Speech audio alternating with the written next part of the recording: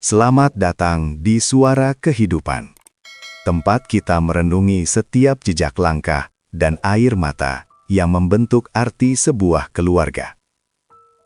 Hari ini, kita akan menyaksikan kisah Pak Jatmiko, seorang ayah yang memilih menyembunyikan triliunan hartanya di balik kemeja flanel lusuh, hanya untuk menguji kesetiaan anak-anaknya.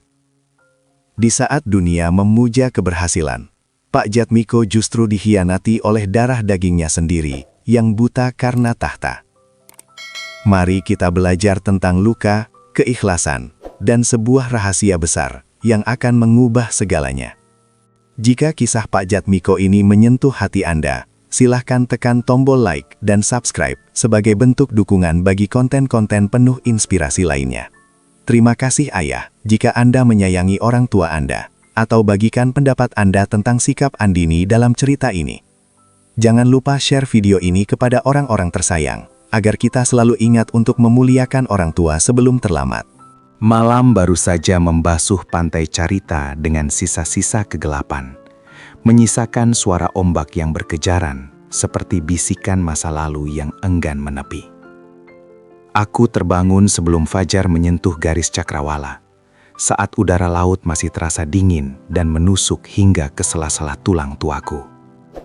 Aku, Jatmiko, seorang lelaki yang kini berusia 56 tahun, memilih untuk menua dalam sunyi yang paling dalam. Di rumah panggung kayu ini, aku merasa lebih hidup daripada di dalam gedung beton yang menjulang tinggi. Meski bagi mata dunia, aku hanyalah puing-puing masa lalu yang terlupakan. Aku duduk di teras, menyeduh kopi tubruk yang aromanya menyatu dengan bau asin garam. Di kakiku, melingkar sepasang sandal jepit biru merek Swallow yang permukaannya sudah menipis, seolah menggambarkan betapa panjang jalan yang telah aku tempuh. Orang-orang di sekitar sini mengenalku sebagai pensiunan biasa, atau mungkin mantan tukang bangunan yang beruntung bisa memiliki gubuk di tepi pantai. Mereka sering melihatku mengendarai motor Yamaha Alfa tua yang suaranya batuk-batuk saat mendaki tanjakan. Aku tidak pernah keberatan.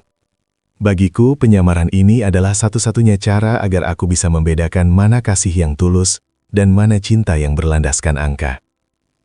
Di balik kemeja flanel lusuh yang kupakai, aku memendam rahasia besar yang sanggup mengguncang kota ini. Aku adalah pemilik tunggal PT Samudra Arta. Setiap bulan, angka-angka di atas kertas laporan keuanganku menari dengan indahnya, mencatatkan laba bersih 3,8 miliar rupiah dari 230 properti yang tersebar dari Sabang sampai Merauke. Namun di hadapan cermin, aku tetaplah seorang ayah yang merasa gagal. Keberhasilanku membangun pencakar langit ternyata berbanding terbalik dengan kemampuanku membangun karakter di dalam hati Andini Putri, satu-satunya permata yang tersisa dari rahim mendiang istriku. Andini, putriku yang kini menjadi wajah di layar-layar ponsel ribuan orang. Ia tumbuh menjadi bunga yang terlalu cantik, namun kehilangan akarnya. Baginya, penampilanku adalah sebuah aib yang harus disembunyikan. Setiap kali ia berkunjung dengan mobil mewahnya yang mengkilap, ia seolah-olah membawa tembok kaca yang memisahkan dunia kami. Ia tidak lagi melihatku sebagai ayah yang menggendongnya saat ia menangis, melainkan sebagai lelaki kumuh yang merusak citra estetikanya sebagai seorang influencer papan atas. Ayah, suaranya seringkali terdengar seperti perintah daripada sapaan. Sampai kapan ayah mau terlihat seperti ini? Statusku sedang berada di puncak, dan melihat ayah dengan motor tua itu menyakitkan mataku. Aku hanya terdiam, membiarkan debu pantai terbang tertiup angin dan hinggap di atas sandal tuaku. Aku ingin mengatakan padanya bahwa gedung tempat ia berposa cantik di Jakarta adalah milikku. Aku ingin berbisik bahwa kemewahan yang ia puja hanyalah debu jika tak disertai restu. Namun, aku memilih menyimpan semua itu dalam kotak bisu. Aku membiarkan hatiku teriris sedikit demi sedikit oleh ucapannya, berharap suatu hari ia akan kembali melihatku bukan dengan matanya, melainkan dengan hatinya yang paling jernih. Matahari mulai meninggi, menyinari sandal tua di kakiku. Aku tidak tahu bahwa hari ini adalah awal dari badai yang akan meruntuhkan segalanya, sebelum akhirnya membangun kembali apa yang disebut sebagai keluarga. Cahaya keemasan pagi ini terasa terlalu silau bagi mataku yang lelah. Dari kejauhan, di ujung jalan aspal yang berlubang, aku melihat debu mengepul tinggi.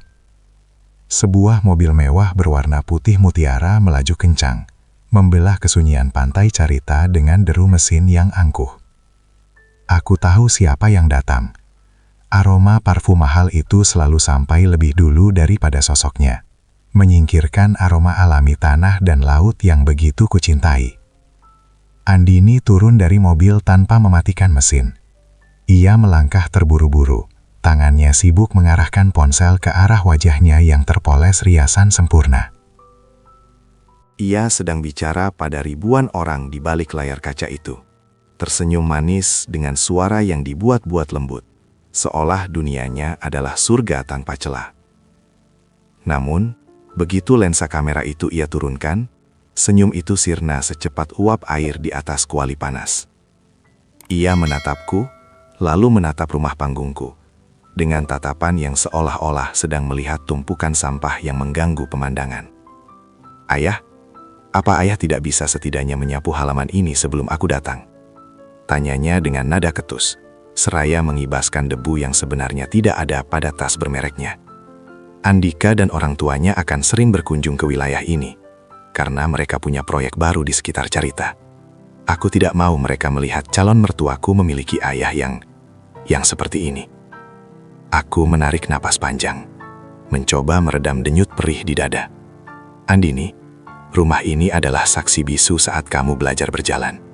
Kayu-kayu ini masih kuat, sama kuatnya dengan doa ayah untukmu." Ia tertawa hambar, sebuah tawa yang terdengar sangat asing di telingaku. "Doa tidak akan membayarku di depan kamera ya. Kita hidup di zaman di mana orang dinilai dari apa yang terlihat. Lihatlah ayah, kemeja flanel ini sudah pudar warnanya. Sandal itu, demi Tuhan ya, apa ayah tidak malu? Aku adalah influencer besar. Jika netizen tahu ayahku hidup seperti gelandangan di rumah kayu ini, karirku hancur dalam semalam." Aku menunduk, menatap sandal jepit biru yang ia benci. Di bawah lantai kayu tempatku berpijak, tersimpan brankas kecil berisi akta kepemilikan gedung perkantoran di Sudirman yang ia puja-puja. Aku ingin sekali bilang padanya bahwa apartemen tempatnya tinggal, yang setiap sudutnya ia pamerkan di media sosial sebagai simbol kesuksesan, adalah properti ke-112 yang kubeli 5 tahun lalu. Tapi lidahku keluh. Aku masih berharap ada sepercik rasa hormat yang muncul murni karena aku adalah ayahnya, bukan karena aku adalah penguasa PT Samudra Arta. Andini melangkah masuk ke rumah tanpa permisi. Matanya menyapu ruangan yang hanya berisi kursi rotan dan rak buku tua. Andika bilang, keluarga Kusuma Group tidak suka dengan sesuatu yang terlihat kumuh. Mereka adalah keluarga properti papan atas. Ayah harus berubah, atau setidaknya biarkan aku yang mengatur tempat ini. Ia mengeluarkan selembar brosur dari tasnya, sebuah desain bangunan modern minimalis yang kaku dan dingin, yang rencananya akan menggantikan rumah panggung kenanganku dengan almarhumah istriku. Aku memandangi sketsa itu dengan tangan gemetar. Ia tidak sedang menawarkan perbaikan, ia sedang mencoba menghapus jejak hidupku demi sebuah citra yang fana. Aku hanya bisa terdiam saat ia kembali sibuk dengan ponselnya, mengabaikan kehadiranku seolah aku hanyalah pajangan tua yang berdebu. Angin laut berembus kencang, menggoyangkan tirai jendela, membawa pesan bahwa badai yang lebih besar sedang bersiap untuk menerjang sisa-sisa kedamaianku. Aku berdiri di ambang pintu, menatap bayangan Andini yang kini sudah kembali masuk ke dalam mobilnya setelah meninggalkan brosur desain itu di atas meja kayu yang retak. Deru mesin mobilnya yang menjauh, meninggalkan sunyi yang lebih tajam dari sembil. Di rumah ini, aku kembali sendirian. ditemani oleh detak jam dinding tua yang suaranya seolah mengejek betapa luasnya ruang kosong di sekitarku.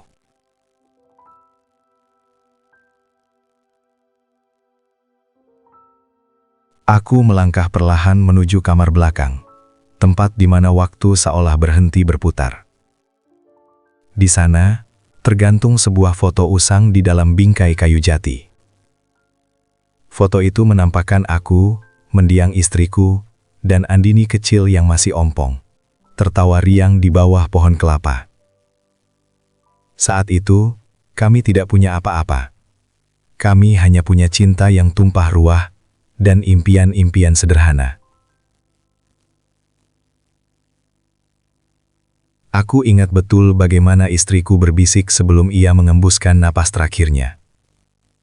"Mas, jaga Andini. Jangan biarkan ia merasa kekurangan."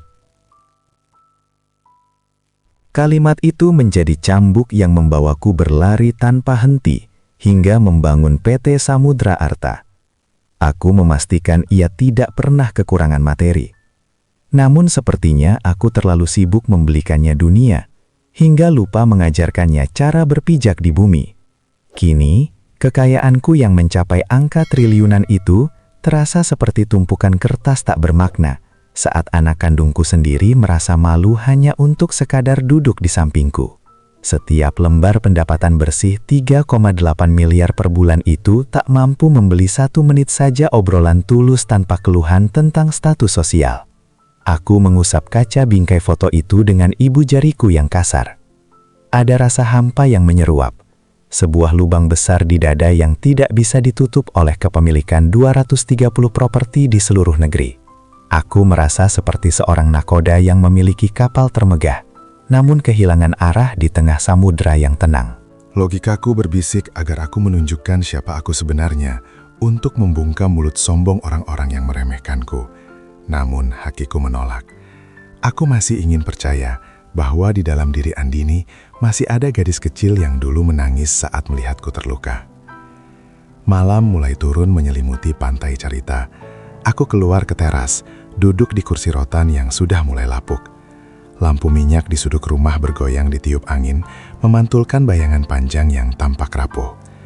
Di tengah kegelapan, aku melihat ponselku bergetar. Sebuah pesan singkat masuk dari Mas Damar, tangan kananku di kantor pusat. "Pak, kontrak sewa gedung di Sudirman untuk Kusuma Group akan berakhir bulan depan.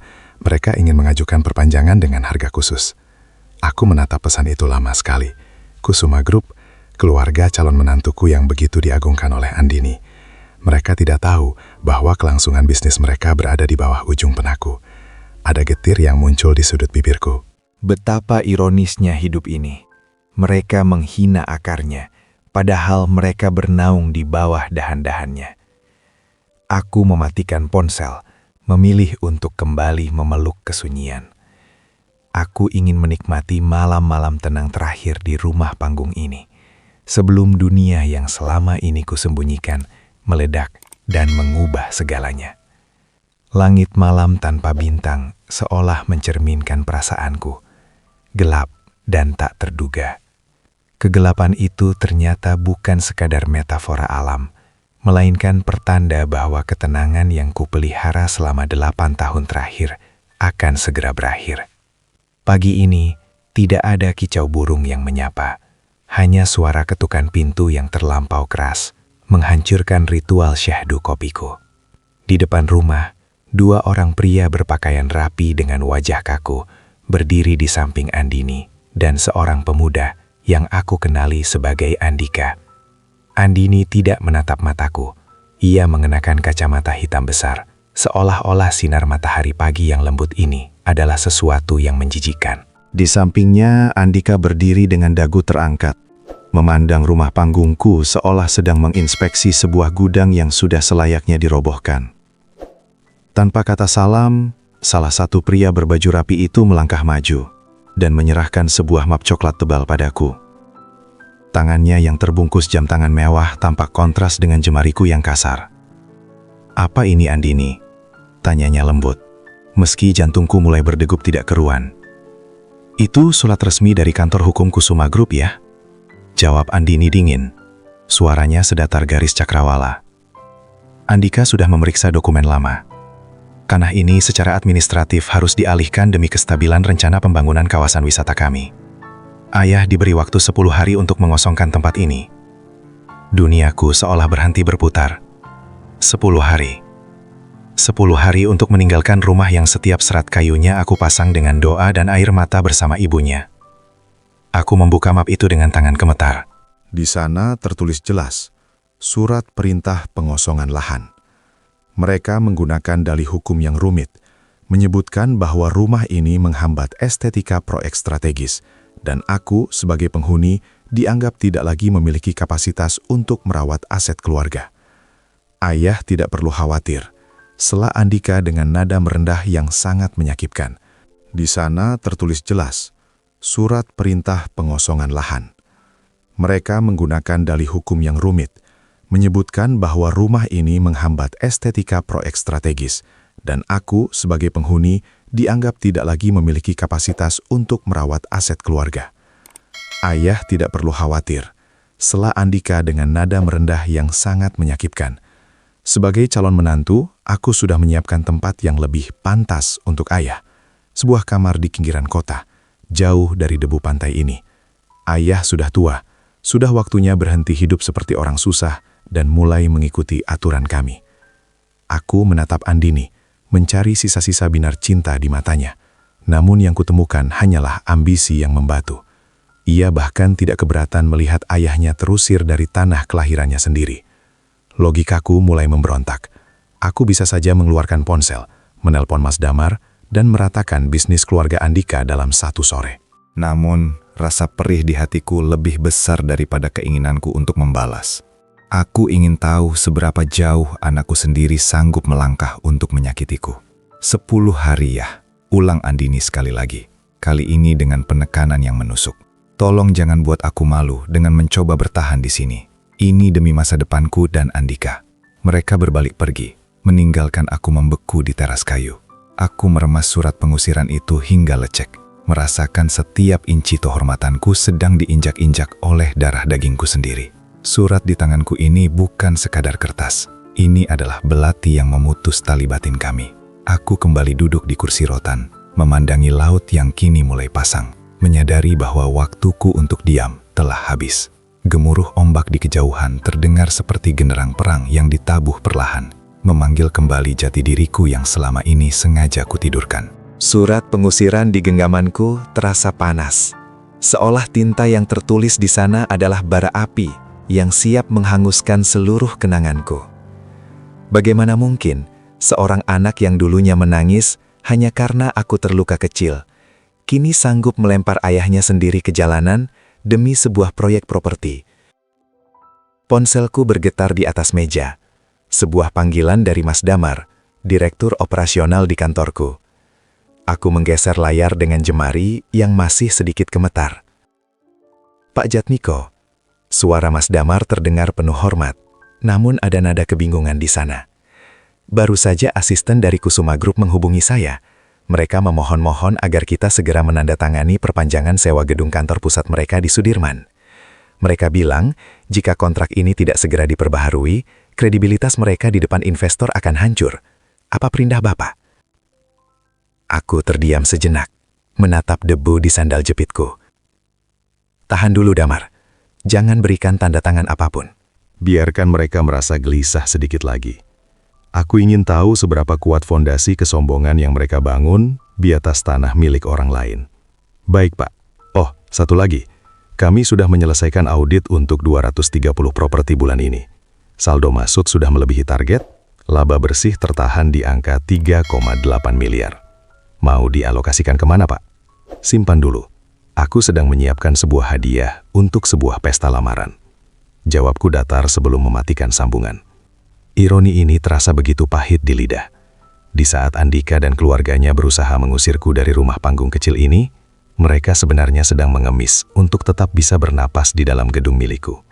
Andini, putriku, dia begitu bangga bernaung di bawah nama besar keluarga Kusuma, tanpa menyadari bahwa payung yang melindunginya adalah milikku yang ia anggap kumuh.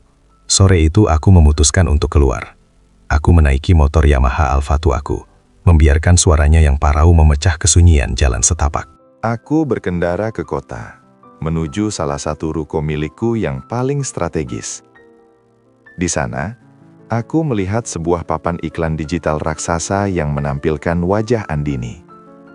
Ia tampak begitu sempurna, begitu bersinar, mempromosikan gaya hidup mewah yang fana. Orang-orang yang lewat menatapnya dengan kagum, memuja kecantikan yang ia bangun dari uang sakuku setiap bulan. Aku berhenti di depan papan itu, menatap mata putriku dalam versi digital. Aku tidak merasakan kemarahan, hanya rasa kasihan yang mendalam. Ia telah kehilangan jati dirinya di dalam labirin popularitas. Ia lupa bahwa kecantikan yang sesungguhnya ada pada bagaimana kita memperlakukan akar tempat kita tumbuh. Ketika aku kembali ke rumah, matahari sudah tenggelam, meninggalkan semburat jingga yang tampak seperti luka di langit. Di depan pintu, aku menemukan sebuah bungkusan plastik berisi nasi kotak sisa acara Andini tadi pagi. Tidak ada pesan, hanya diletakkan begitu saja di lantai teras. Seolah-olah aku adalah penjaga rumah yang hanya layak diberi sisa kemewahan. Aku mengambil nasi itu, bukan untuk memakannya, tapi untuk mengingatkan diriku sendiri bahwa besok aku harus mulai berkemas, bukan karena aku kalah, tapi karena aku sedang menyiapkan panggung untuk sebuah kebenaran yang tak terelakkan. Nasi kotak itu terasa berat, seberat keputusanku malam ini. Aku berjalan masuk ke dalam ruang kerja kecilku, sebuah sudut yang selama ini hanya dianggap Andini sebagai sarang debu. Aku menyalakan lampu minyak, membiarkan cahayanya yang remang-remang menari di dinding kayu, menerangi laci rahasia yang tersembunyi di balik meja jati tua. Dengan kunci kecil yang kukalungkan di leher, aku membuka laci itu. Di dalamnya tidak ada emas atau perhiasan, hanya tumpukan map merah yang tersusun sangat rapi. Aku mengeluarkan salah satunya. Di sana tertera lambang PT Samudra Arta dengan stempel emas yang masih mengkilat. Mataku terpaku pada dokumen paling atas, Akta Kepemilikan Apartemen Sudirman Unit 43. Itu adalah tempat di mana Andini sekarang tidur dengan nyenyak. Tempat ia membuat konten-konten mewahnya, yang selama ini ia kira adalah hasil kerja kerasnya sendiri. Ia tidak pernah tahu bahwa tagihan sewa bulanan yang ia bayarkan sebenarnya hanyalah uang yang berpindah dari saku kiri ke saku kananku. Aku mengusap permukaan map itu dengan jemari yang gemetar. Maafkan Ayana. Bisikku pelan ke arah kegelapan. Ayah harus menghancurkan duniamu yang palsu, agar kamu bisa menemukan dunia yang nyata. Kesunyian malam itu pecah oleh suara notifikasi ponsel. Sebuah pesan dari grup WhatsApp keluarga besar yang dikelola oleh sepupu Andini. Di sana, ia mengunggah foto undangan pertunangan yang sangat mewah. Tinta emas, kertas beludru, dan nama yang tertulis besar-besar, Andini Putri dan Andika Kusuma. Acara itu akan diadakan 7 hari lagi, tepat di halaman rumah panggung ini. Rumah yang mereka paksa aku tinggalkan dalam 10 hari. Mereka tidak hanya ingin mengusirku, mereka ingin merayakan kesuksesan mereka di atas tanah yang baru saja mereka rampas dariku. Hinaan dan cacian yang Andini lontarkan beberapa hari lalu kembali terngiang, berputar-putar di kepalaku seperti tawon yang menyengat. Ayah hanya menghambat masa depanku, katanya saat itu.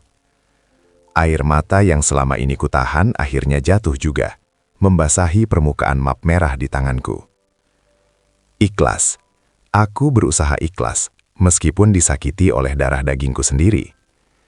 Aku telah memaafkannya beribu kali dalam hati, namun logika berkata bahwa jika aku terus diam, aku hanya akan membesarkan monster yang tidak punya rasa kemanusiaan.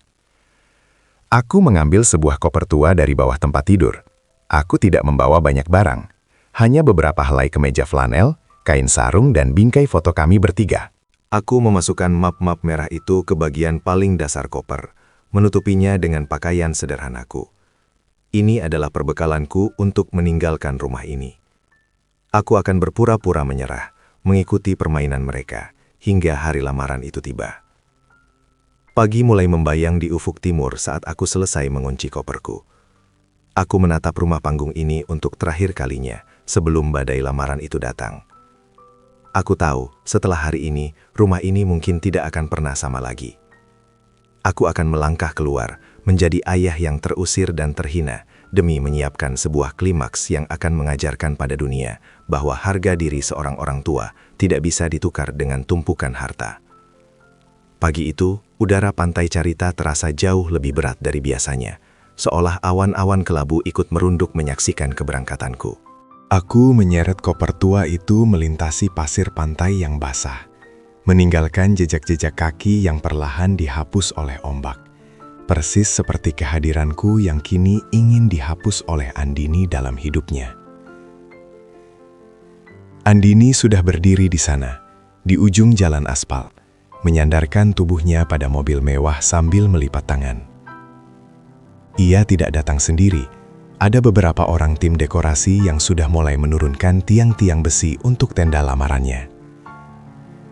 Matanya yang tersembunyi di balik kacamata hitam itu hanya melirik koperku sekilas. Tidak ada raut sedih, tidak ada upaya untuk mencegahku pergi. Sebaliknya, ia tampak lega melihat ayahnya benar-benar menyerah sebelum batas waktu 10 hari itu berakhir. "Ayah sudah siap?" tanyanya tanpa basa-basi. Andika sudah mengatur taksi online untuk mengantar ayah ke kontrakan sementara itu. Alamatnya sudah kukirimkan ke supirnya. Aku mengangguk pelan, tetap memaksakan senyum di sela getir yang menyesakkan dada. Ayah bergina. Jaga dirimu baik-baik di sini. Rumah ini, meski ayah pergi, kenangan ibu tidak akan pernah pindah dari setiap jengkal tanahnya. Andini hanya mendengus halus, menganggap kalimatku sebagai dramatisasi orang tua yang berlebihan. Rumah ini akan jadi bisnis yang besar ya. Kenangan tidak bisa membayar cicilan atau gaya hidup. Aku masuk ke dalam taksi yang sudah menunggu. Dari kaca jendela yang mulai berembun, aku melihat putriku itu langsung sibuk memerintah orang-orang dekorasi. Ia menunjukkan titik di mana panggung lamaran akan didirikan, tepat di atas taman bunga kecil yang dulu ditanam almarhumah istriku dengan kasih sayang. Hatiku perih, namun aku membiarkan supir taksi menginjak gas, membawaku menjauh dari rumah yang kini terasa asing itu. Taksi membawaku ke sebuah kontrakan sempit di pinggiran Depok. Sebuah bangunan petak dengan cat pengelupas yang mungkin dipilih Andini agar aku sadar diri akan posisiku. Disinilah aku akan menghabiskan beberapa malam, meratapi betapa besarnya jarak antara hatiku dan hati anakku. Namun begitu pintu kontrakanku tutup dan supir taksi menghilang, aku segera mengelurkan ponselku. Aku menelepon Mas Damar. "Damar, ini aku. Siapkan semua dokumen yang kuinginkan. Pastikan seluruh kepemilikan apartemen Sudirman dan kontrak gedung Kusuma Group sudah tervalidasi secara hukum untuk dialihkan penjualannya hari ini. Aku tidak ingin ada satu celah pun bagi mereka untuk berkelit." Bapak yakin, suara Mas Damar terdengar ragu. Menjual apartemen tempat Mbak Andini tinggal dan gedung calon mertuanya secara mendadak akan menimbulkan guncangan besar, Pak. Keyakinanku sudah bulat, Damar. Jawabku sambil menatap map merah di atas kasur tipis kontrakan itu. Logikaku mulai mengambil alih tugas hatiku yang sudah terlalu lelah disakiti. Jika mereka ingin bermain dengan aset dan kekuasaan, maka akan kutunjukkan siapa yang memegang kendali atas udara yang mereka hirup selama ini. Sambil menunggu kabar dari kantorku, aku duduk di lantai kontrakan yang dingin. Rahasia ini mulai merayap keluar dari cangkangnya. Aku merasa ragu antara keinginan untuk terus melindungi Andini atau memberikannya hantaman kenyataan yang pahit. Namun, surat pengusiran di koperku seolah memberi jawaban. Keikhlasanku ada batasnya, dan batas itu baru saja dilalui oleh kesombongan yang melupakan akarnya. Di dalam kesunyian kontrakan sempit ini, suara detak jam dinding murah terasa seperti palu yang menghantam nuraniku berkali-kali. Aku menatap langit-langit kamar yang berjamur, tempat yang seharusnya menjadi tempat penghinaan bagiku, namun justru menjadi ruang tempat aku menyusun strategi paling krusial dalam hidupku. Ponselku kembali bergetar, memecah lamunan yang menyesakan. Kali ini bukan dari Mas Damar, melainkan sebuah panggilan dari nomor yang sangat kukenali, Andini. "Ayah," suaranya terdengar panik di seberang sana, menghilangkan nada angkuh yang biasanya ia gunakan. "Ayah, apa ayah tahu sesuatu? Pihak manajemen apartemen baru saja datang ke unitku. Mereka bilang ada audit mendadak dan kepemilikan unit ini sedang dalam proses dialihkan. Mereka bahkan bilang status sewaku dianggap bermasalah karena pemilik aslinya ingin menjual aset ini secara cash keras.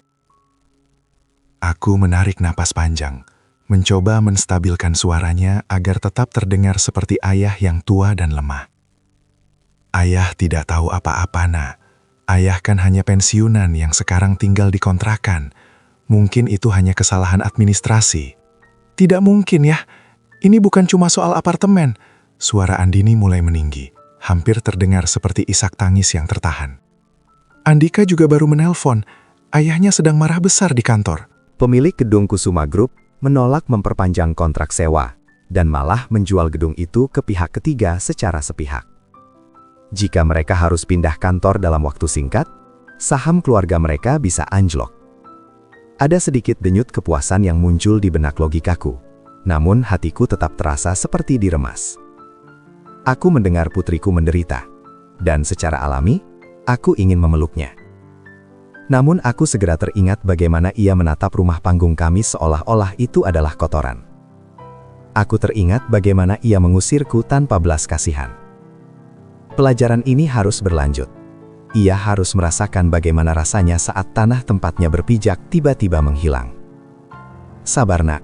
Fokuslah pada acara lamaranmu dulu, kataku pelan, memancing reaksinya. Bagaimana bisa aku fokus ya? Keluarga Andika sedang kacau. Mereka mulai curiga ada seseorang yang sengaja mengincar mereka. Andika bahkan mulai menyalahkanku. Katanya sial sekali bertunangan denganku di saat bisnis keluarganya sedang digoyang. Keluh Andini dengan suara yang pecah. Aku mematikan telepon setelah memberikan beberapa kata penghiburan palsu. Rahasia ini sudah mulai terbuka, meski ia belum menyadari bahwa seseorang yang mengincar mereka adalah pria yang ia kirimi nasi sisa kemarin. Aku segera mengirim pesan singkat kepada Mas Damar. Pastikan transaksi dengan PT Bintang Laut selesai sore ini. Aku ingin semua bukti kepemilikan baru sudah siap di tanganku besok pagi. Aku berdiri, menatap jendela kontrakan yang menghadap ke jalanan padat. Di luar sana, dunia terus berputar, tak peduli pada drama seorang ayah yang sedang menghancurkan istana pasir anaknya. Aku mulai ragu, haruskah aku berhenti sebelum semuanya terlambat? Haruskah aku memaafkan lagi dan menyelamatkan martabatnya? Namun, bayangan surat pengusiran itu kembali muncul di benakku, mengingatkanku bahwa untuk tumbuh, sebuah pohon terkadang harus dipangkas dengan tajam. Rahasia ini belum sepenuhnya terbuka, dan badai yang sesungguhnya baru saja mengumpulkan kekuatannya. Aku terduduk kembali di atas kasur tipis yang terasa keras di punggung tuaku, membiarkan keheningan kontrakan ini menelan sisa-sisa suaraku. Ponsel di tanganku terasa berat, seolah membawa beban dosa dari rencana yang sedang kujalankan. Logikaku berkata bahwa ini adalah keadilan, namun nuraniku terus berbisik dengan suara mendiang istriku. Mas, apa kamu tega melihatnya hancur? Pertanyaan itu berputar-putar di kepalaku seperti komedi putar yang tak mau berhenti. Aku menatap map merah di sampingku. Di sana, angka-angka kekayaanku tercatat dengan kaku, menunjukkan kekuatan yang bisa membangun atau meruntuhkan nasib seseorang dalam sekejap mata. Aku mulai ragu. Benarkah cara ini yang terbaik? Memberinya pelajaran dengan menghancurkan impiannya tepat di hari bahagianya? Bagaimana jika ia tak pernah bangun lagi dari kehancuran itu? Malam kian larut, dan aku memutuskan untuk berjalan keluar mencari udara segar.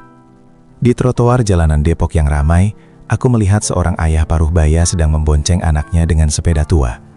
Sang anak memeluk ayahnya erat, tertawa bahagia, meski pakaian mereka sederhana dan penuh keringat.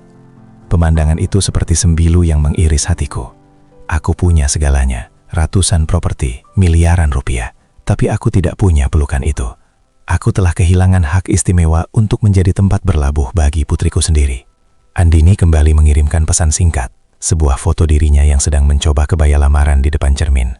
Wajahnya tampak pucat dan lelah, namun ia tetap memaksakan senyum untuk diunggah ke media sosial. Di bawah foto itu, ia menulis, "Apapun badai bisnis yang menimpa keluarga calon suamiku, aku akan tetap berdiri di sampingnya. Cinta kami lebih kuat dari segalanya."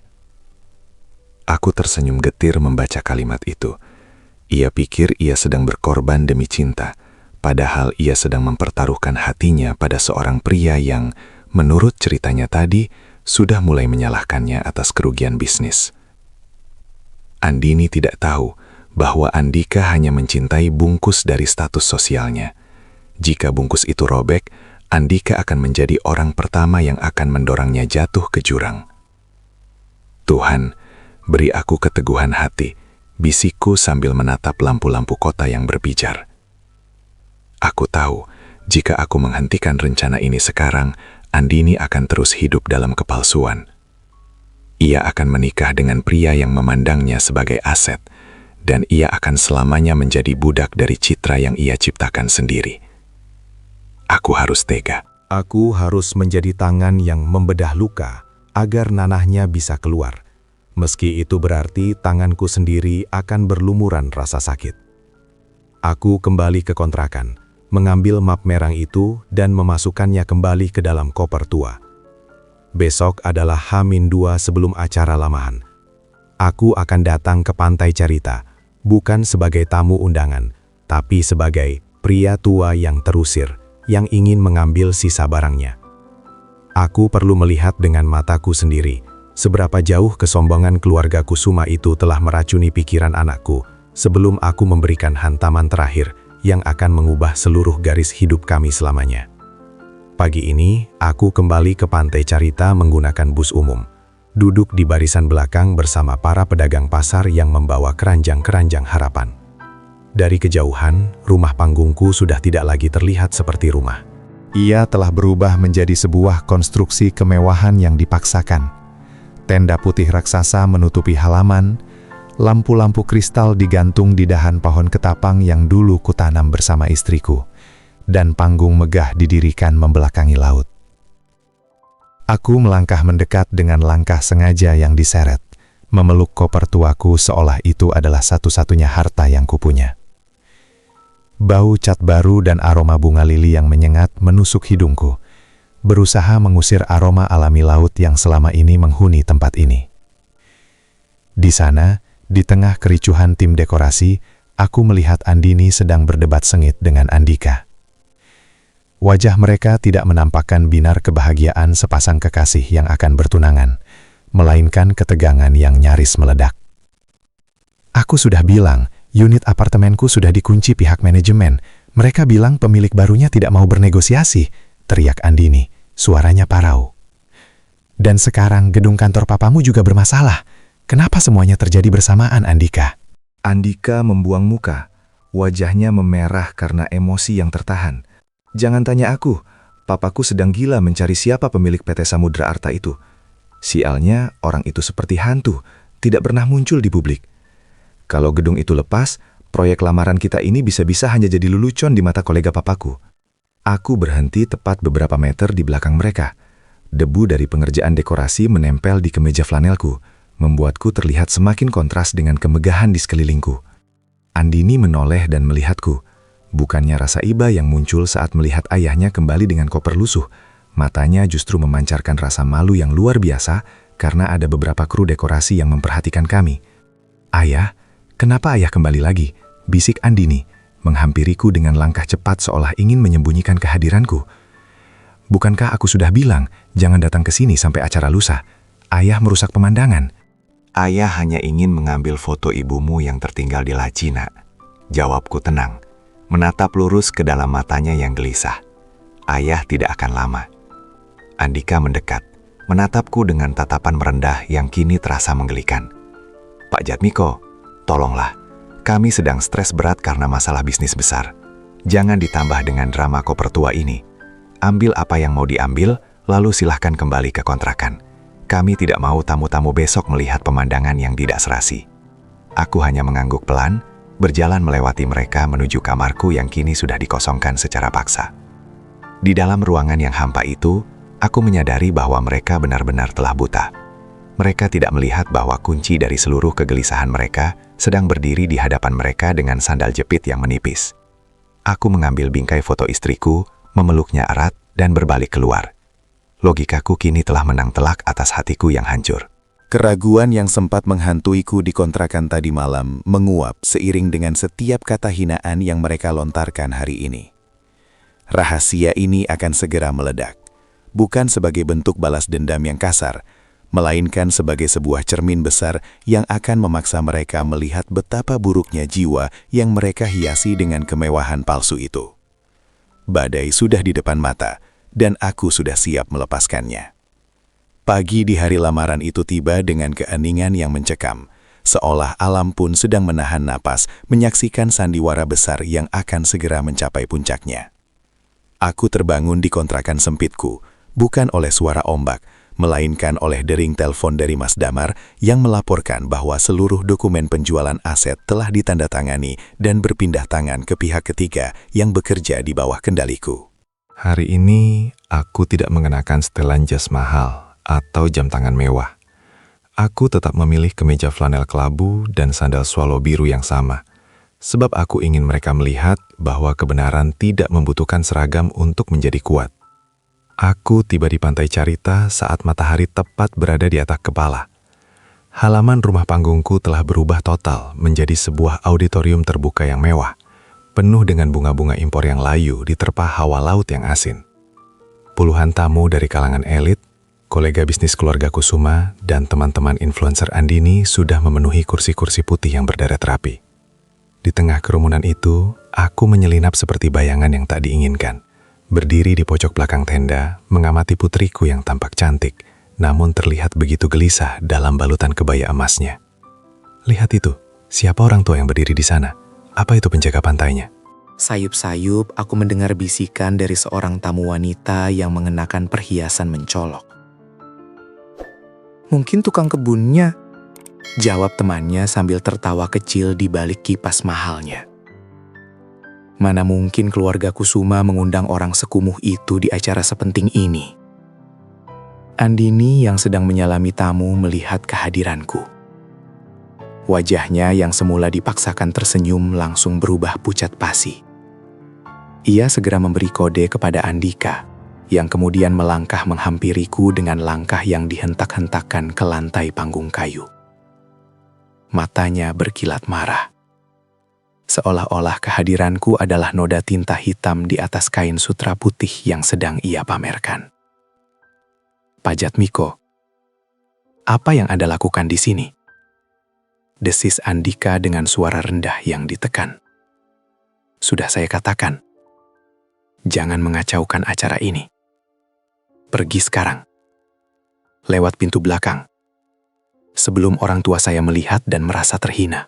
Aku hanya ingin menyaksikan kebahagiaan anakku untuk terakhir kalinya, Andika. Jawabku tenang, menatap matanya tanpa rasa takut sedikit pun. Bukankah sebagai ayah, aku punya kursi di sini? Setidaknya satu kursi di sudut paling gelap pun tak apa. Tidak ada kursi untuk orang yang tidak tahu malu seperti Anda. Andika hampir saja berteriak jika ia tidak ingat sedang berada di tengah kerumunan kolega papanya. Andini sudah berjanji pada keluarga kami bahwa ayahnya adalah seorang pengusaha sukses yang sedang berada di luar negeri. Jangan hancurkan kebohongan indah itu dengan penampilan sampah Anda ini. Aku menatap Andini yang kini memalingkan muka, pura-pura tidak mengenalku di hadapan teman-temannya yang sedang melakukan siaran langsung di media sosial. Hatiku yang selama ini penuh keikhlasan, kini benar-benar mendingin. Mereka bukan hanya malu padaku, mereka telah membunuh keberadaanku di hadapan dunia demi sebuah pengakuan palsu. Aku meraba map merah di balik kemeja flanelku, merasakan ujung kertas yang akan segera meruntuhkan panggung kemewahan ini. Waktunya hampir tiba, dan aku akan membiarkan mereka menikmati detik-detik terakhir di atas singgasana yang sebenarnya berdiri di atas tanganku yang kasar. Aku tetap berdiri di sana, tak bergeming meski Andika terus menghujamku dengan tatapan penuh kebencian. Di depan sana, ayah Andika, Tuan Kusuma menaiki panggung dengan gaya yang sangat pongah. Ia mulai memegang mikrofon, berdeham sejenak untuk menarik perhatian seluruh tamu undangan yang merupakan orang-orang terpandang di negeri ini. Hadirin sekalian, suara Tuan Kusuma menggema. Hari ini bukan sekadar tentang penyatuan dua hati antara anak saya, Andika, dan Andini. Hari ini adalah simbol kekuatan bisnis. Kami dari Kusuma Group sangat bangga menyambut Andini yang cerdas.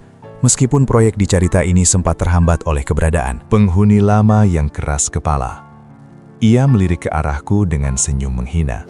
Tapi hari ini, tanah ini resmi menjadi milik kami untuk dijadikan pusat kejayaan baru. Tepuk tangan riuh pecah, namun aku merasakan getaran hebat di bawah telapak kakiku. Bukan karena gempa, melainkan karena emosi yang akhirnya menuntut ruang untuk meledak. Aku melihat Andini tersenyum bangga di samping Andika, seolah-olah ia telah berhasil membuang masa lalunya yang dianggapnya kumuh ke dalam dasar laut. Rasa perih itu kini berubah menjadi keberanian yang tenang. Tanpa memperdulikan pengawalan atau tatapan sinis, aku melangkah maju menuju panggung. "Ayah, berhenti! Apa yang ayah lakukan?" jerit Andini setengah berbisik. Wajahnya dipenuhi horor saat melihatku mulai menaiki anak tangga panggung. Andika mencoba menarik lenganku, namun aku menghempaskannya dengan satu gerakan yang mantap. Aku berjalan lurus menuju pusat panggung, tepat di samping Tuan Kusuma, yang kini tampak bingung dan terhina. Seluruh kamera ponsel milik teman-teman influencer Andini yang sedang melakukan live streaming, kini tertuju padaku. Jutaan mata di luar sana sedang menyaksikan seorang pria tua bersandal jepit swallow naik ke panggung lamaran paling mewah tahun ini. "Maaf mengganggu pesta yang indah ini," kataku dengan suara yang tenang namun berwibawa, mengambil paksa mikrofon dari tangan Tuan Kusuma yang masih mematung. "Saya hanya ingin memberikan hadiah pernikahan yang paling pantas untuk putri saya, Andini, dan calon mertuanya yang terhormat." "Turunkan dia, keamanan!" teriak Tuan Kusuma dengan wajah memerah padam. "Siapa gelandangan ini?" Gelandangan ini, aku menatap tajam ke arah Tuan Kusuma, adalah orang yang selama ini menerima uang sewa sebesar 500 juta rupiah setiap bulan dari kantormu di Sudirman. Gelandangan ini adalah pemilik sah PT Samudra Arta, perusahaan yang pagi ini telah resmi membatalkan seluruh kontrak sewa Kusuma Group dan menjual gedung itu kepada pihak lain. Suasana mendadak hening seketika. Sunyi yang tercipta begitu tajam, hingga suara deburan ombak di belakang panggung terdengar jelas. Aku mengeluarkan map merah dari balik kemeja flanelku, melemparkannya ke atas meja yang tertutup kain beludru di depan mereka. Andini menatapku dengan mulut ternganga, sementara Andika hampir kehilangan keseimbangan. Aku melihat dunia mereka yang megah itu mulai retak di bawah kakiku, dan aku baru saja memulai pengakuan yang akan meruntuhkan segalanya. Di bawah lampu kristal yang berpijar, wajah Tuan Kusuma berubah dari merah padam menjadi sepucat kain kafan. Ia dengan tangan gemetar membuka map merah yang kulemparkan, matanya menyisir setiap baris dokumen legalitas yang mencantumkan nama lengkapku, Jatmiko Sujarmiko, sebagai pemilik tunggal atas tanah yang sedang dipijaknya sekarang, juga gedung yang menjadi jantung bisnis keluarganya. "Tidak mungkin," gumam Tuan Kusuma, suaranya tercekat di tenggorokan. PT Samudra Arta itu milik seorang taipan properti yang sangat tertutup. Bagaimana mungkin? Orang itu adalah kamu. Aku tidak menjawabnya dengan amarah. Aku justru menatap Andini, yang kini berdiri mematung seperti patung lilin yang mulai meleleh. Air mata mulai menggenang di matanya. Namun aku tidak lagi melihat itu sebagai tanda cinta, melainkan ketakutan akan hilangnya kemewahan yang selama ini ia agungkan. Para tamu undangan mulai berbisik riuh. Suara jepretan kamera ponsel terdengar seperti berondongan peluru, mengabadikan momen kehancuran yang sedang berlangsung secara real-time ke seluruh penjuru negeri. "Andini," suaraku merendah, memecah kesunyian yang mencekam. "Apartemen mewah yang sering kamu pamerkan di media sosial itu, unit yang kamu bilang adalah hasil kerja kerasmu sebagai influencer. Itu adalah hadiah ulang tahun dariku yang ku kelola melalui perusahaan. Dan hari ini, unit itu bukan lagi milikmu. Aku telah menjualnya pagi tadi, bersamaan dengan rumah panggung ini kepada pihak ketiga." "Ayah, kenapa ayah tega?" Tangis Andini pecah. Ia melangkah maju mencoba meraih tanganku. Namun Andika menahannya dengan kasar. Bukan rasa sayang yang ditunjukkan Andika, melainkan kemarahan yang membabi buta. "Jadi selama ini kamu membohongiku, Andini. Kamu bilang ayahmu pengusaha di luar negeri. Ternyata dia hanya pria tua aneh yang sedang mempermainkan kita. Andika berbalik menatapku dengan wajah beringas. Pak tua, Anda tahu apa yang Anda lakukan. Anda menghancurkan masa depan kami. Anda menghancurkan bisnis papaku. Bisnis yang dibangun di atas kesombongan dan penghinaan terhadap orang tua tidak akan pernah punya fondasi yang kuat, Andika. Jawabku dengan ketenangan yang mematikan. Kalian mengusirku dari rumahku sendiri dalam 10 hari. Kalian menyebutku kumuh, memalukan, dan merusak pemandangan. Sekarang, pemandangan itu sudah bersih. Aku sudah mengosongkan rumah ini dengan cara menjualnya. Dalam 1 jam, pemilik baru akan datang dengan alat berat untuk meratakan semua dekorasi palsu ini. Tuan Kusuma jatuh terduduk di kursi pelaminan. Ia tahu, tanpa gedung kantor itu dan tanpa dukungan aset dari pihakku, Kusuma Group hanyalah cangkang kosong yang terlilit utang. Di depan ratusan kamera yang masih menyala, identitas Andini sebagai anak durhaka mulai tersebar luas. Komentar-komentar hujatan dari pengikutnya mulai membanjiri layar ponselnya yang terus bergetar di atas meja. Aku melangkah turun dari panggung, tidak menoleh lagi pada kemewahan yang kini terasa seperti sampah. Aku telah melepaskan beban yang selama ini menghimpit dadaku. Di belakangku, aku mendengar suara Andika yang mulai memaki Andini, menyalahkannya atas segala kesialan ini. Sementara para tamu mulai berhamburan pergi, seolah-olah tempat itu sedang dilalap api.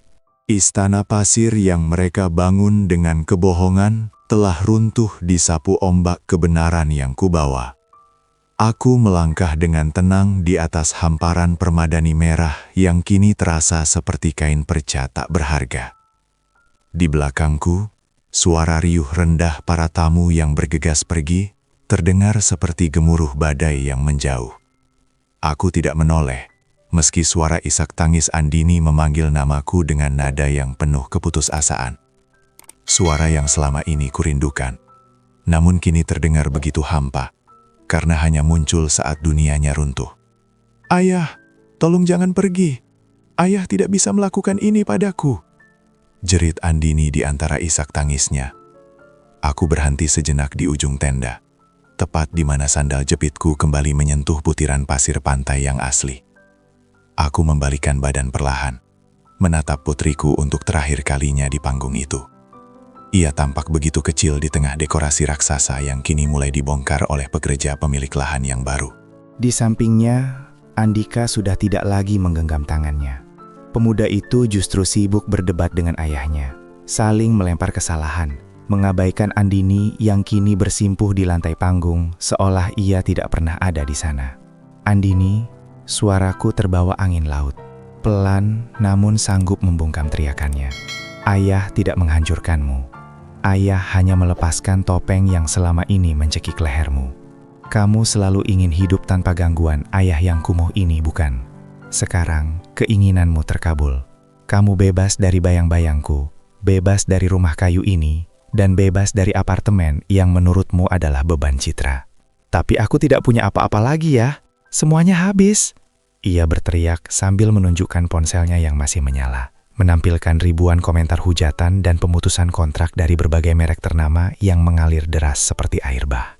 Harta bisa dicari, nak, tapi kehormatan yang hilang karena mendurhakai orang tua adalah luka yang tidak bisa dijahit oleh uang triliunan rupiah sekalipun, kataku sambil menghela napas panjang. "Mulai hari ini, aku tidak lagi memegang kunci rumahmu, karena rumah yang sesungguhnya adalah hati yang tahu cara berterima kasih. Carilah rumah itu sendiri."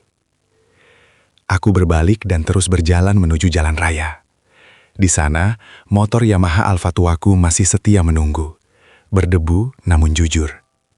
Aku menyalakan mesinnya yang batuk-batuk, suara yang dulu sangat memalukan bagi Andini, namun bagiku adalah musik paling merdu yang menandakan kebebasan. Aku meninggalkan Pantai Carita tanpa membawa map merah, tanpa membawa dendam, hanya membawa satu bingkai foto istriku yang kupeluk erat di dalam jaket flanelku. Di cermin spion yang retak, aku melihat tenda lamaran itu mulai roboh satu persatu. Para kolega yang dulu menjilat kini pergi tanpa pamit. Andika meninggalkan panggung tanpa menoleh pada Andini yang masih menangis sendirian di tengah reruntuhan. Aku memacu motorku menjauh, membiarkan debu jalanan menutupi jejakku. Aku akan kembali ke kontrakan sempit di Depok. Kembali menjadi Jatmiko yang sederhana, membiarkan waktu yang akan bekerja sebagai guru terbaik bagi anakku. Hari ini, aku telah melepaskan segalanya untuk mendapatkan kedamaianku kembali. Di kontrakan sempit di sudut Depok yang bising, aku duduk di atas lantai semen yang dingin, menatap langit-langit yang remang. Tidak ada lagi laporan keuangan triliunan di tanganku. Tidak ada lagi dering telepon dari kolega bisnis yang memuja. Aku telah menyerahkan seluruh operasional perusahaan kepada Mas Damar dengan instruksi ketat untuk tidak mencampuri urusanku lagi. Aku ingin menjadi Jatmiko yang utuh. Seorang pria yang hanya memiliki kenangan dan sebuah hati yang mencoba untuk ikhlas. Namun di luar sana, dunia digital sedang membakar sisa-sisa hidup Andini. Aku hanya perlu menyalakan televisi kecil di sudut ruangan untuk melihat kehancuran itu. Berita tentang anak durhaka yang diusir ayah miliarder menjadi headline di mana-mana. Video lamaran yang kacau itu telah ditonton jutaan kali. Aku melihat potongan klip di mana Andika, pria yang dulu ia banggakan, mendorong Andini menjauh dan masuk ke dalam mobil mewahnya tanpa sedikit pun rasa iba. Cinta yang dibangun di atas fondasi materi ternyata hanya sekuat busa di tepi pantai, indah sesaat, lalu hilang tak berbekas begitu ombak kenyataan menerjang. Kasihan kamu nak, bisikku pelan, menatap layar kaca yang menampilkan wajah Andini yang sembab dan berantakan. Kabarnya, ia kini telah kehilangan segalanya. Manajemen apartemen telah mengosongkan unitnya karena status penjualannya sudah final. Semua brand yang dulu menjadikannya duta besar kini memutus kontrak secara sepihak, menuntut ganti rugi atas rusaknya citra mereka. Andini bukan lagi seorang influencer yang dipuja. Ia telah menjadi paria di dunianya sendiri. Ia yang dulu malu memiliki ayah yang kumuh, kini harus merasakan bagaimana rasanya menjadi sosok yang paling dihindari oleh semua orang. Aku mendengar dari Mas Damar bahwa keluarga Kusuma pun jatuh dalam kebangkrutan instan. Tanpa kantor pusat dan tanpa dukungan aset dariku, utang-utang mereka yang selama ini ditutupi oleh kemewahan palsu mulai terkuak. Andika meninggalkannya, mencari pelarian lain yang dianggap lebih menguntungkan. Inilah resolusi dari sebuah kesombongan. Sebuah pembalasan yang tidak perlu kulakukan dengan tangan sendiri, karena alam memiliki caranya sendiri untuk menyeimbangkan timbangan. Malam itu, hujan turun membasahi atap seng kontrakanku, menciptakan irama yang jujur dan apa adanya. Aku merebus air untuk menyeduh teh, merasakan ketenangan yang belum pernah kurasakan saat tinggal di rumah mewah manapun. Aku tahu, Andini saat ini mungkin sedang berjuang di jalanan, merasakan dingin yang sama, atau lapar yang tak tertahankan. Ada bagian dari hatiku yang ingin berlari mencarinya, memeluknya, dan mengatakan bahwa semuanya akan baik-baik saja. Namun, aku menahan diri. Aku harus membiarkannya menyentuh dasar jurang, agar ia tahu bagaimana rasanya merangkak naik dengan tangannya sendiri. Aku harus membiarkannya kehilangan segalanya, agar kelak ia menyadari bahwa satu-satunya hal yang tidak akan pernah hilang darinya adalah doa dari ayah yang ia sakiti setiap hari. Hari-hari berganti menjadi minggu, dan aku tetap bertahan dalam kesederhanaan yang kini terasa begitu mewah bagiku. Dari kejauhan, melalui laporan singkat Mas Damar yang kukunci rapat di dalam laci, aku memantau setiap langkah Andini. Ia tak lagi menghuni gedung pencakar langit. Ia kini berpindah dari satu kos-kosan murah ke kos-kosan lainnya, mencoba menyambung hidup dengan sisa-sisa pakaian bermereknya yang ia jual di pasar Loak. Suatu sore, aku sengaja berjalan kaki menuju sebuah kedai kopi kecil di pinggiran kota yang padat. Di sana, di balik mesin kopi yang menderu, aku melihat seorang wanita muda dengan apron hitam yang tampak kusam. Rambutnya yang dulu selalu tertata rapi di salon mahal, kini hanya diikat asal-asalan. Tangannya yang dulu halus, kini memerah karena terkena air panas dan busa sabun. Itu Andini. Ia bekerja sebagai barista di sana, melayani pelanggan dengan kepala tertunduk, seolah-olah ia sedang membawa beban seluruh rasa malunya di pundak yang kini tampak kuyuh. Aku duduk di sudut yang paling gelap, memesan secangkir kopi hitam tanpa gula. Ia yang mengantarkannya ke mejaku. Saat ia meletakkan cangkir itu, tangannya sedikit gemetar. Ia belum menyadari bahwa pria di hadapannya, yang mengenakan topi lusuh dan masker kain, adalah ayahnya sendiri. Aku melihat ada perubahan yang luar biasa pada matanya. Binar kesombongan itu telah padam, digantikan oleh kesedihan yang dalam, namun tampak jauh lebih tulus. Ia tak lagi sibuk dengan ponselnya. Ponsel itu mungkin sudah lama dijual untuk menyambung hidup. Silahkan dinikmati, Pak. Suaranya parau. Tidak lagi bernada perintah yang ketus. Terima kasih, Nak. Jawabku singkat dengan suara yang sengaja kusamarkan. Ia sempat terdiam sejenak mendengar panggilanku. Seolah kata Nak itu memicu memori yang menyakitkan di kepalanya. Namun ia segera kembali ke balik meja kasir. Dari tempatku duduk, aku melihatnya dimarahi oleh sang manajer karena salah mencatat pesanan. Ia tidak membela diri, tidak juga melempar makian seperti yang biasa ia lakukan padaku. Ia hanya menunduk dalam, meminta maaf berkali-kali, dan kembali bekerja dengan mata yang berkaca-kaca. Hatiku perih, merintih melihat putri tunggalku harus merasakan kerasnya hidup sebagai buruh lepas dengan gaji yang mungkin hanya cukup untuk makan 2 kali sehari. Namun, aku juga merasakan secercah harapan. Di balik aroma pahit kopi itu, aku mencium aroma kedewasaan yang mulai tumbuh.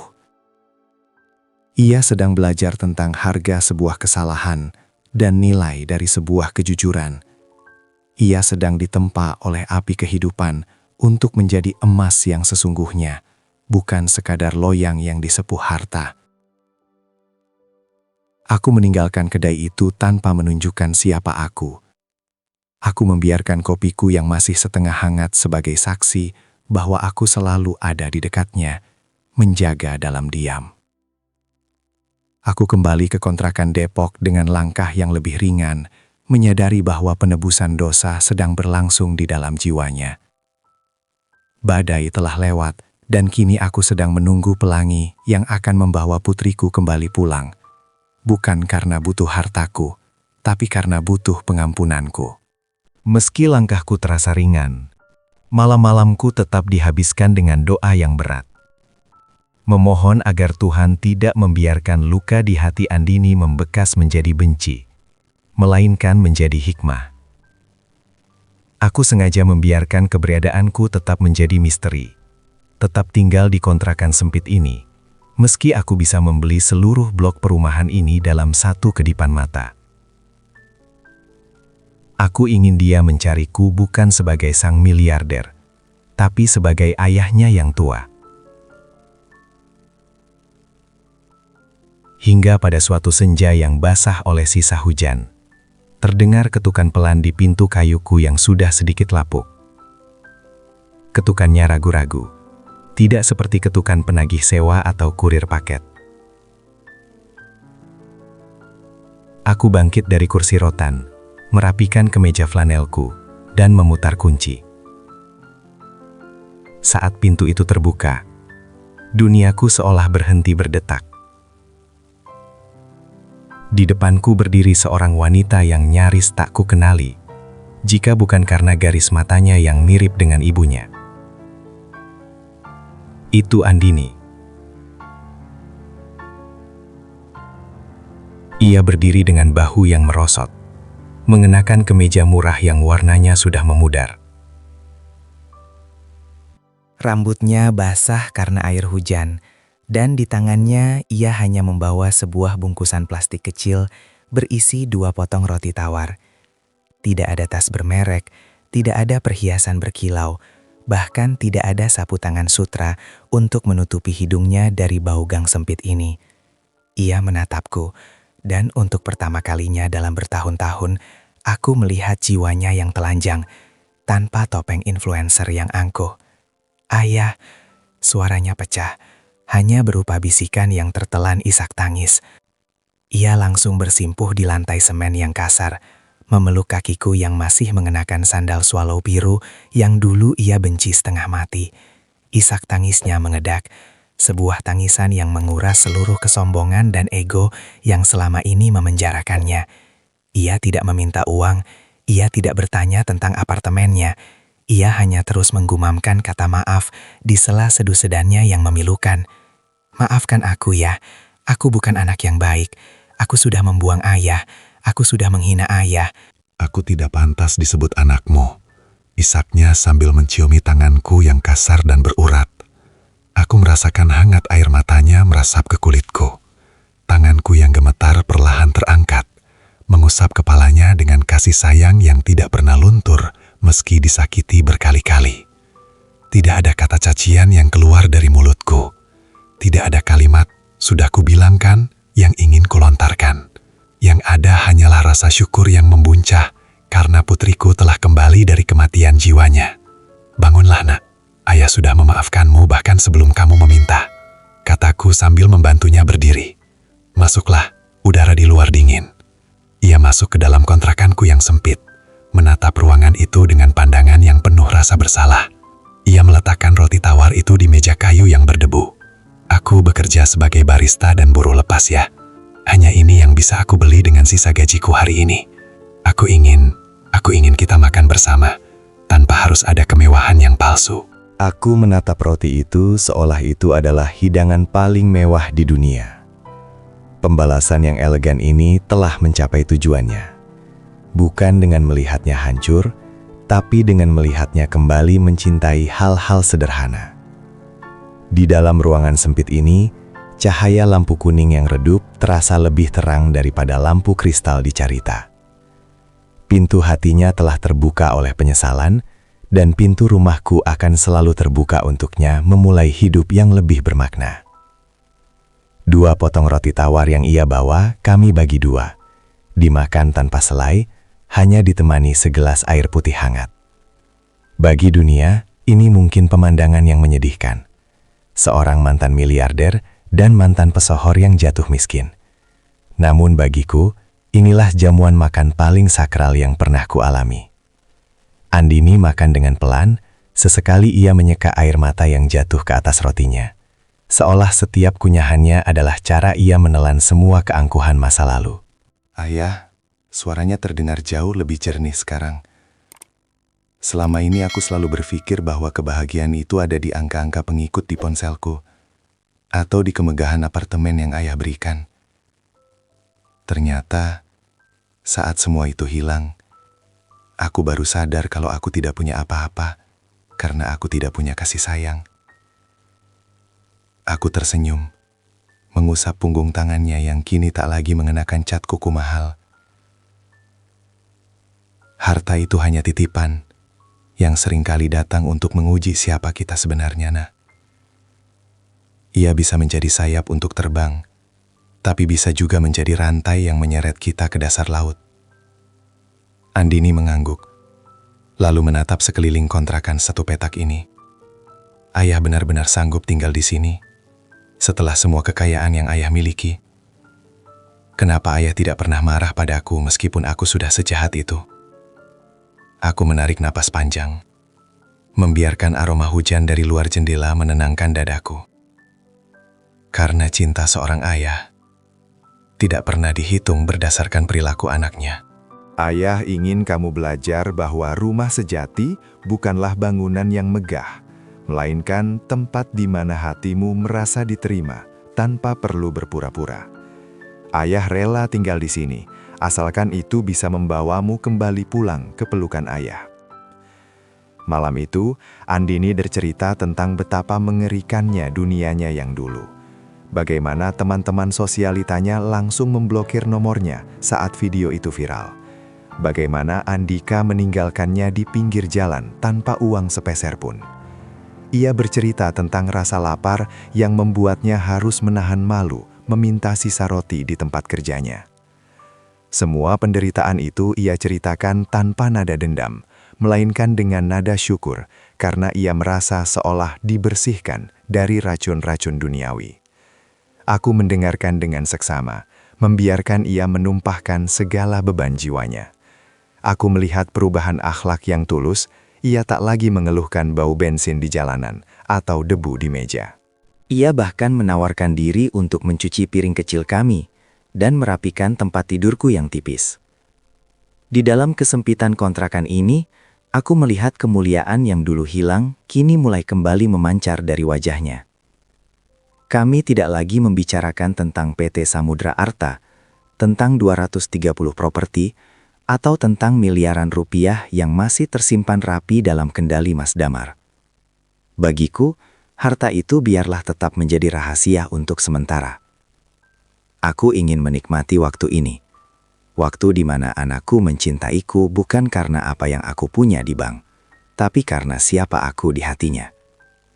Hidup baru ini baru saja dimulai, dan kali ini kami membangunnya di atas fondasi yang tidak akan bisa diruntuhkan oleh badai manapun. Pagi-pagi sekali, sebelum matahari benar-benar menyentuh aspal jalanan Depok, Andini sudah bangun. Aku terbangun oleh suara gemericik air di ember kecil. Ia sedang mencuci pakaian kami secara manual, tanpa mesin cuci mahal, tanpa asisten rumah tangga yang dulu selalu ia perintah dengan kasar. Ia tampak tenang, wajahnya yang tanpa polesan make up justru memancarkan kecantikan yang jauh lebih teduh dan manusiawi. Beberapa bulan berlalu dalam kesederhanaan yang konsisten. Andini tetap bekerja di kedai kopi itu, namun kini ia menjadi karyawan paling rajin dan jujur. Tak ada lagi keluhan tentang status sosial. Ia bahkan menyisihkan sebagian kecil gajinya untuk membeli vitamin untukku, atau sekedar membawakan jajanan pasar kesukaanku. Setiap sore, kami duduk di teras kontrakan yang sempit, bercengkrama tentang hal-hal kecil yang dulu tak pernah kami anggap penting. Tentang rasa syukur bisa bernafas, tentang indahnya langit sore, dan tentang kenangan-kenangan manis mendiang ibunya. Ayah, katanya suatu hari sambil menyandarkan kepalanya di bahuku. Aku merasa lebih kaya sekarang daripada saat aku memiliki jutaan pengikut di media sosial. Dulu aku memiliki segalanya, tapi merasa hampa. Sekarang aku tidak memiliki apa-apa, tapi hatiku penuh. Aku tersenyum, mengusap kepalanya. Itulah kekayaan sejati, Nak. Kekayaan yang tidak bisa dicuri oleh waktu, dan tidak bisa dihancurkan oleh fitnah. Melihat perubahannya yang sudah begitu matang, aku merasa saatnya telah tiba untuk memberikan satu pelajaran terakhir. Sebuah pelajaran tentang tanggung jawab dan amanah. Aku menelepon Mas Damar untuk pertama kalinya setelah sekian lama. Memintanya datang ke kontrakan dengan membawa sebuah map yang berbeda. Bukan map merah berisi daftar properti, melainkan sebuah dokumen pendirian yayasan sosial yang kuberi nama Rumah Cahaya Ibu. Ketika Mas Damar datang dengan mobil sederhananya, atas permintaanku agar tidak mencolok, Andini tampak terkejut. Ia mengenali Mas Damar sebagai sosok yang dulu sering ia lihat di kantor pusat. Namun ia tidak lagi menunjukkan rasa minder atau takut. Ia menyambutnya dengan sopan, menyuguhkan teh hangat buatannya sendiri. Andini, kataku sambil meletakkan dokumen itu di meja kayu. Ayah ingin kamu mengelola yayasan ini. Ini adalah wadah untuk membantu anak-anak yatim dan orang tua yang ditelantarkan oleh keluarganya. Seluruh sisa aset ayah akan dialirkan ke sini. Ayah tidak ingin kamu kembali ke dunia glamurmu yang dulu. Tapi ayah ingin kamu menggunakan pengalaman pahitmu untuk memastikan tidak ada orang tua lain yang merasakan pedihnya diusir oleh anak sendiri. Andini menatap dokumen itu dengan mata berkaca-kaca. Ia tidak bertanya berapa gaji yang akan ia dapat, atau fasilitas apa yang ia terima. Ia justru bertanya, apa aku pantas ya? Setelah apa yang kulakukan pada ayah. Justru karena kamu pernah berada di titik terendah, kamu jadi tahu bagaimana cara menarik orang lain dari sana. Jawabku mantap. Andini memeluk dokumen itu erat, seolah itu adalah kesempatan kedua yang diberikan Tuhan langsung kepadanya. Aku melihat masa depan yang cerah di matanya, bukan masa depan yang berkilau emas, tapi masa depan yang bercahaya karena bermanfaat bagi orang lain. Kami akan segera meninggalkan kontrakan ini, bukan untuk kembali ke istana yang tertutup rapat, tapi untuk membangun sebuah rumah yang pintunya selalu terbuka bagi mereka yang kehilangan arah. Setahun telah berlalu sejak badai di Pantai Carita itu mereda, dan hari ini aku berdiri di depan sebuah bangunan asri dengan halaman luas yang dipenuhi pohon kamboja dan melati. Di atas pintunya, sebuah papan kayu bertuliskan Rumah Cahaya Ibu terpasang dengan gagah. Ini bukan hotel berbintang atau apartemen mewah, melainkan sebuah panti bagi mereka yang terlupakan, tempat di mana cinta diberikan tanpa syarat. Aku melihat Andini sedang duduk di taman bersama seorang kakek tua yang sedang bercerita tentang masa mudanya. Ia mendengarkan dengan penuh kesabaran, sesekali menyuapkan makanan atau sekadar menggenggam tangan renta itu dengan penuh hormat. Tak ada lagi sisa-sisa gadis angkuh yang dulu malu memiliki ayah kumuh. Yang ada hanyalah seorang wanita dewasa yang memahami bahwa kemuliaan seorang manusia diukur dari seberapa besar ia bisa memuliakan orang lain. Andini melihatku dari kejauhan dan segera berpamitan pada kakek itu untuk menghampiriku. Langkahnya ringan, wajahnya bersinar oleh kedamaian yang tak pernah bisa dibeli oleh saldo bank triliunan rupiah manapun. "Semuanya sudah siap ya?" katanya sambil merangkul lenganku. "Hari ini kita meresmikan sayap baru untuk klinik kesehatan warga sekitar. Mas Damar sudah mengurus semua administrasinya." Aku menatap putriku dengan rasa bangga yang memenuhi dada. "Ayah sudah tidak punya apa-apa lagi sekarang, Nak." Semua aset sudah ayah alihkan atas nama yayasan ini. Ayah sekarang benar-benar hanya punya pensiun kecil dan kemeja flanel ini. Andini tertawa kecil. Tawa yang paling tulus yang pernah ku dengar seumur hidupku. Ayah salah. Ayah punya aku. Dan sekarang, ayah punya banyak keluarga di sini yang sangat mencintai ayah. Itu jauh lebih dari cukup ya. Tiba-tiba, sebuah mobil tua berhenti di depan gerbang. Seorang pria turun dengan pakaian yang kusut dan wajah yang kuyuh. Itu Andika. Ia tampak jauh berbeda. Tak ada lagi aura kekuasaan atau kesombongan. Kabarnya, setelah Kusuma Group runtuh, ia ditinggalkan oleh semua kolega dan hidup dalam lilitan utang yang tak berkesudahan. Ia menatap ke arah kami dengan pandangan penuh penyesalan dan rasa malu yang mendalam. Andini terdiam sejenak melihat mantan tunangannya itu. Namun, ia tidak menunjukkan kebencian atau keinginan untuk membalas dendam. Ia hanya mengangguk sopan dari kejauhan, lalu kembali menatapku. Ia telah selesai dengan masa lalunya. Ia telah melepaskan duri-duri yang dulu melukainya. Ia memilih untuk terus berjalan maju, menjaga amanah yang kuberikan untuk mengabdi pada sesama. Sore itu, saat matahari mulai terbenam di ufuk barat, memantulkan warna keemasan di atas atap Rumah Cahaya Ibu, aku merasa tugasku di dunia ini telah tuntas. Aku telah kehilangan harta duniaku, namun aku telah mendapatkan kembali anakku. Aku telah disakiti, dihina, dan terusir. Namun aku membalasnya dengan cara yang paling elegan, dengan cinta yang mendidik. Aku memejamkan mata sejenak, menghirup aroma melati yang tertiup angin sore. Hidup memang penuh dengan drama, namun pada akhirnya hanya ketulusan yang akan bertahan. Aku melangkah masuk ke dalam rumah bersama Andini, meninggalkan bayang-bayang masa lalu yang pahit, menuju masa depan yang penuh dengan cahaya. Di sini, di tempat ini, kami akhirnya benar-benar pulang. Jika kisah Pak Jatmiko ini menyentuh hati Anda, silahkan tekan tombol like dan subscribe sebagai bentuk dukungan bagi konten-konten penuh inspirasi lainnya. Terima kasih Ayah, jika Anda menyayangi orang tua Anda, atau bagikan pendapat Anda tentang sikap Andini dalam cerita ini. Jangan lupa share video ini kepada orang-orang tersayang agar kita selalu ingat untuk memuliakan orang tua sebelum terlambat.